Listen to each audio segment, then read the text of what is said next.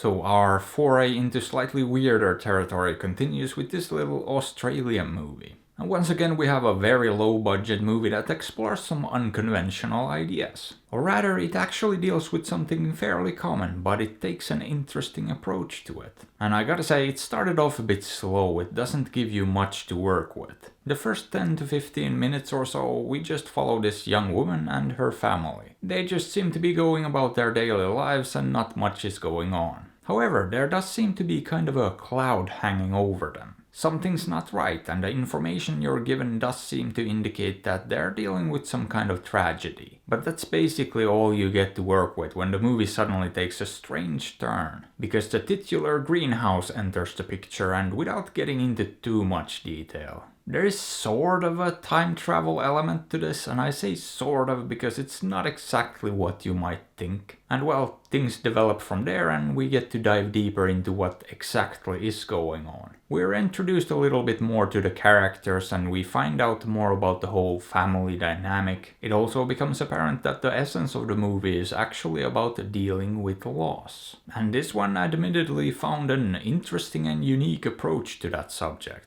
It tried to spice it up instead of just making another run-of-the-mill drama. And I respect that and appreciate the effort, however I don't think it quite stuck the landing. Why? Well, the whole thing came across as a bit...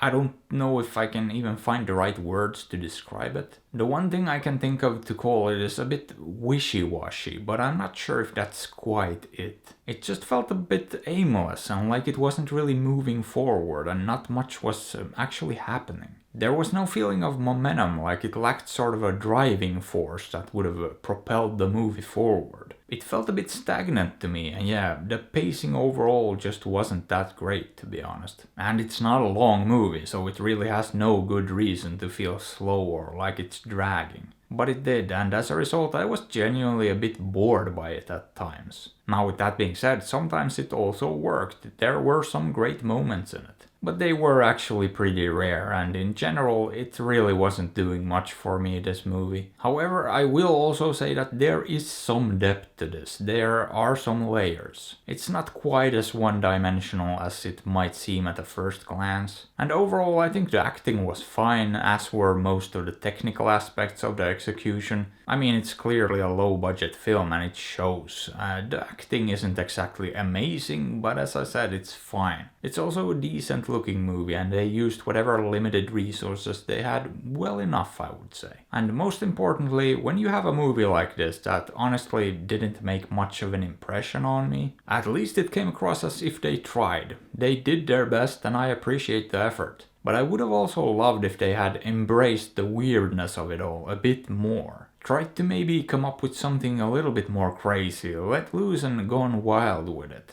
I think that might have added enough spice to the movie as a whole to keep it from feeling a bit dry. So yeah, I'd be lying if I said I cared for this very much, but I didn't really hate it either. So you know, at the end of the day, I feel like giving it something like a low 5. Boop. And no, I wouldn't really recommend it, but it is sort of a harmless movie. So you know, probably skip this one or don't. You can also do whatever you feel like. After all, I'm not your dad. But hey, what are your thoughts on this? Have you seen it? Did you like it? Let me know. And if you enjoyed the video, maybe give it a thumbs up or sub to the channel because that would be fantastic.